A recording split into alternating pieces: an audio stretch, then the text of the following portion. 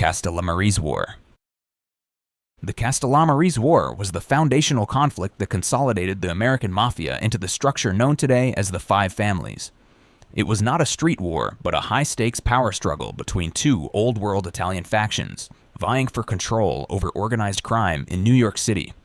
The war was primarily fought between the faction led by Giuseppe Joe, the boss, Masseria, and the faction led by Salvatore Maranzano. Masseria represented the mustache putts, the old guard Sicilian bosses who clung to traditional customs and operated with limited vision. Maranzano, a boss from Castellammare del Golfo, Sicily, arrived in the United States intending to impose a singular, centralized structure on all Italian-American gangs.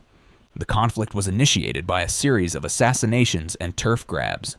Maranzano's faction, composed of younger, more ambitious criminals like Joseph Bonanno and Stefano Magaddino, sought to eliminate Masseria's influence over the lucrative rackets, including bootlegging, gambling, and extortion. The war was a brutal, tit-for-tat campaign of targeted murders, and it quickly exhausted both sides, threatening to expose the entire criminal network to law enforcement. The war concluded in April 1931 when Masseria was assassinated at a restaurant in Coney Island. This murder was orchestrated by his own lieutenant, Charles "Lucky" Luciano, who had secretly aligned with Maranzano. Luciano and his allies saw the war as unnecessary and detrimental to the profitability of the criminal enterprise. Masseria's death resulted in Maranzano declaring himself the boss of all bosses and demanding tribute from all factions. This new, centralized structure was short-lived, as Luciano, along with associates like Vito Genovese and Carlo Gambino, had Maranzano murdered 5 months later. This final act ended the war and created the Commission, establishing the Five Families: Gambino, Genovese, Lucchese, Bonanno, and Colombo, under a system of shared governance to prevent future destructive wars. The Medellin versus Cali Cartel War.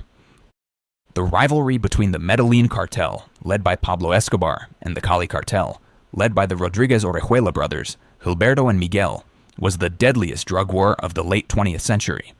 It was a total, no-holds-barred conflict fought across Colombia, extending into the United States and Europe, resulting in the deaths of thousands of police officers, judges, politicians, and civilians. The Medellin cartel, under Escobar, was characterized by extreme violence, public bombings, and a direct challenge to the Colombian government, exemplified by their tactic of plata o plomo, silver or lead. Their primary focus was on controlling the supply chain through intimidation and terror. The Cali cartel, in contrast, was known as the Gentlemen of Cali. They preferred to operate quietly, focusing on money laundering, political infiltration, and bribery.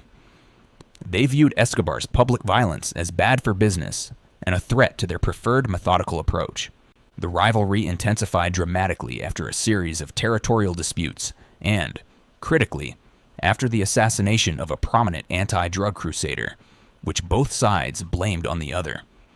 Escobar launched a terrorist campaign against the Cali cartel's money laundering operations, and the Cali cartel retaliated by funding a counter-vigilante group called Los Pepes, people persecuted by Pablo Escobar. Los Pepes systematically targeted and destroyed Escobar's properties, businesses, and family associates. This war was unique because the Colombian government and the U.S. Drug Enforcement Administration, DEA, effectively partnered with the Cali cartel and Los Pepes to destroy Escobar. The conflict ended with the death of Pablo Escobar in December 1993. The Cali cartel briefly became the dominant force in the cocaine trade, but their methodical, centralized structure made them vulnerable to law enforcement, and their leaders were arrested and imprisoned by the mid-1990s. The Bloods versus Crips rivalry. The rivalry between the Bloods and the Crips is not a single war, but a continuous, decentralized conflict originating in Los Angeles that has spread throughout the United States. This rivalry began in the late 1960s with the formation of the Crips, originally intended to be a single, large gang that protected its members. The Crips quickly became dominant and violent, leading smaller, unaffiliated gangs to band together for protection. This alliance formed the Bloods. This was a spontaneous formation driven by self-preservation against a superior threat. The rivalry is primarily defined by territory and identity, with constant, low-intensity warfare fought over street corners, drug markets, and respect. The danger of this rivalry stems from its lack of a central command. The Crips and Bloods are not cohesive organizations, but rather loose collections of individual sets or chapters. A conflict between two small sets in one neighborhood might not involve groups in another, yet the overall, generational hatred remains pervasive across the brands. The violence is often cyclical and retaliatory. A shooting committed by a Blood set against a Crip set immediately triggers a response, often targeting any member of the opposing color, regardless of their direct involvement in the initial crime. This cycle perpetuates itself through the culture of honor and revenge. The rivalry's impact has been catastrophic for urban communities, characterized by high rates of homicide, drive-by shootings, and the normalization of gang violence among youth. It is estimated that thousands of gang-related deaths have occurred in Los Angeles County alone since the rivalry began, making it one of the longest and most destructive urban conflicts in American history. Hells Angels versus Mongols, Biker War. The Hells Angels Motorcycle Club and the Mongols Motorcycle Club are two of the largest 1% outlaw motorcycle gangs in the world, and their rivalry is a long-running violent battle for territory, patch recognition, and dominance over criminal enterprises, primarily drug trafficking and prostitution. The Hells Angels originated in California and historically dominated the state. The Mongols formed in the 1970s in response to the Hells Angels' refusal to admit Hispanic members. The Mongols quickly grew, gaining a reputation for extreme violence and eventually pushing the Hells Angels out of Southern California, sparking a decades-long turf war. The war is fought through brutal, public violence. Unlike the Mafia, which prefers secrecy, outlaw biker gangs often engage in large-scale brawls, ambushes, and targeted assassinations in public places, including bars, clubhouses, and even casinos. Members of both clubs are known to carry weapons, leading to frequent confrontations that result in severe injury or death. A notable escalation occurred in 2002 at a casino in Laughlin, Nevada, where a pre-planned confrontation resulted in a massive brawl. 3 bikers were killed, and numerous others were injured. This incident led to a significant federal crackdown on both clubs, with RICO charges aimed at dismantling their leadership. The core of the rivalry is territorial. For a biker gang, control over a state or city is symbolized by the bottom rocker patch on their vest. The most dangerous confrontations occur when one club attempts to establish a chapter in a region considered the exclusive territory of the other. Federal law enforcement considers both clubs to be highly organized criminal enterprises, and their conflict continues to pose a significant threat to public safety across multiple continents. Sinaloa Cartel versus Los Zetas. The war between the Sinaloa Cartel, led by Joaquin El Chapo Guzman, and the Los Zetas Cartel was a particularly savage period in the Mexican drug war, distinguished by its brutality and the rapid escalation of violence against both rivals and civilians. The rivalry began when Los Zetas, originally the highly trained enforcement wing of the Gulf Cartel, broke away to form their own independent organization. Los Zetas were composed of former elite Mexican military commandos, making them uniquely effective at military-style operations and counterintelligence. The Sinaloa Cartel, the established power, saw Los Zetas as a dangerous and unpredictable threat to their traditional, business-focused operations. The conflict was a fight for control over key smuggling routes, plazas, into the United States, particularly along the Texas border. Los Zetas revolutionized the violence of the cartel wars. They introduced tactics like decapitation, public torture, and mass disappearances to terrorize rivals, authorities, and local populations into submission.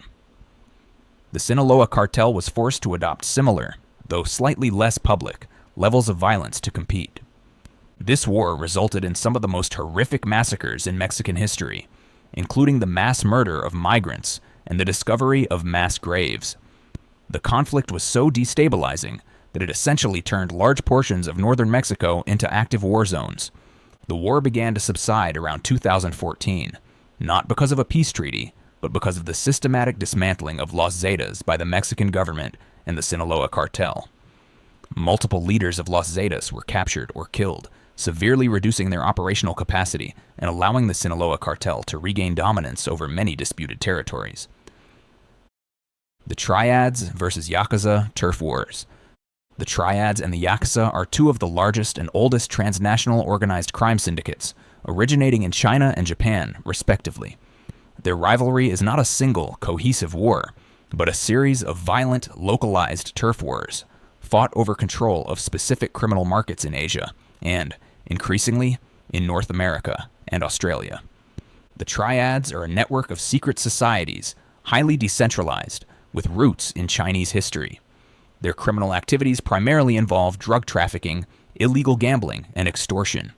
The Yakuza, on the other hand, are highly structured, hierarchical organizations in Japan, often operating openly under corporate fronts and focusing on construction, real estate, and loan sharking. Conflicts arise when triad groups attempt to establish drug or human trafficking operations in Yakuza-controlled Japanese cities, or when Yakuza organizations move into triad-dominated gambling rackets in Hong Kong or Macau. These confrontations are characterized by a clash of styles. The Yakuza prefer highly ritualized, public displays of intimidation and honor, while the triads are more pragmatic and use rapid, brutal, targeted violence. A notable conflict occurred in the 1980s and 90s in key ports, where both groups contested control over smuggling routes.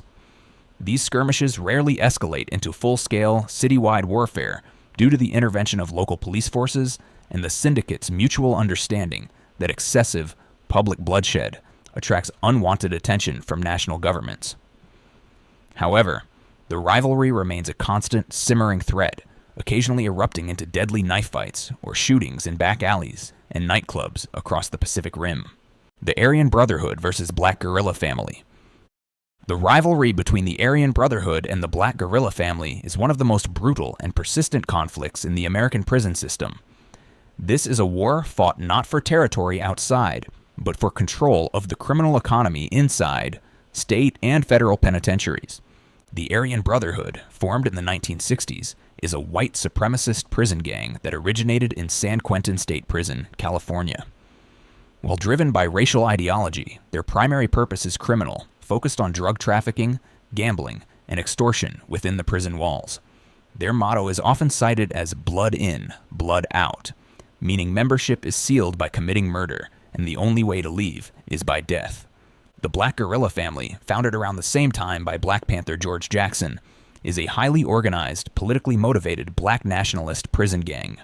While their ideology is anti-establishment, their operations also involve controlling illicit activities, protecting their members, and organizing resistance against the AB and other rival gangs. The conflict is one of racial and criminal dominance.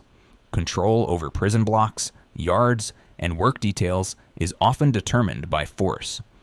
The rivalry is responsible for a disproportionate number of prison homicides and assaults across the federal system and in states like California and Texas. The danger of this war is its self-perpetuating nature. Recruitment is often based on race, forcing new inmates to align with a specific gang for survival. The structure is so entrenched that even when leaders are isolated in maximum security, the war continues through coded messages and smuggled communications. This ensures the conflict remains a constant, deadly feature of the American correctional system, with no prospect of a lasting peace. Thanks for watching. Want more? Watch this video on screen now.